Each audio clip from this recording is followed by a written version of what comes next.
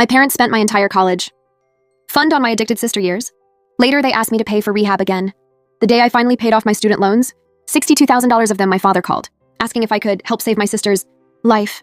I laughed so hard I nearly dropped the phone. 12 years earlier, they'd emptied my college fund for her 4th rehab stay. And now they wanted more. I was 18 when my acceptance letter to Northridge University arrived. I ran downstairs, waving it like a winning lottery ticket. My parents looked at me with the kind of tight, uncomfortable silence that tells you something is very wrong. My college fund, $52,000. Saved since birth by my grandparents, was gone. Your sister needed help, Caleb, Mom whispered. We didn't have a choice. My sister Mara had been the family firestorm since middle school. Fights, suspensions, disappearing acts, and then addiction. Rehab at 14. Rehab again at 15. Again at 16.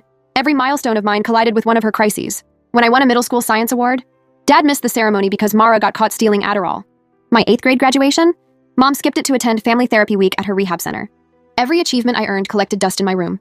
Mara's participation medals decorated the fridge. So when they told me the fund was gone, I didn't argue. I just nodded and said, okay. 2 weeks later, I moved out. I worked nights unloading trucks, sweating through triple shifts in a warehouse that never dipped below 90 degrees while I attended community college during the day. Transferred, graduated, and walked across the stage knowing I'd spend the next decade paying for something that was supposed to be mine from the beginning. My first job paid $46,000 a year.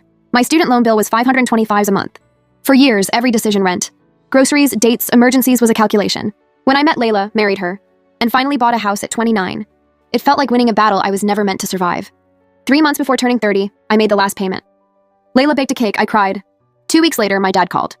It's about Mara. She needs long-term treatment. A good facility. 12 months. It cost $33,000. I went quiet. Then I laughed. Dad, you spent my entire college fund on rehab she walked out of or relapsed after. You told me she needed it more. Well, now I need my life. You turned out fine, he insisted. No, I said I turned out alone. Mom got on the phone, voice trembling. We'll pay you back. With what? I asked. You already cashed out your retirement once for her. We're family, Dad said. Family didn't help me when I needed it. I refused. They begged. Then guilted. Then threatened. I blocked them.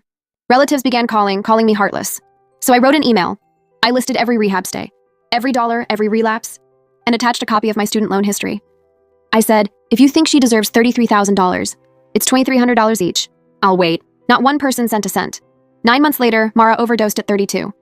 They found her after 3 days. My parents called nonstop. I didn't go to the funeral. Layla and I went hiking instead. 6 months passed before my father texted, you were right.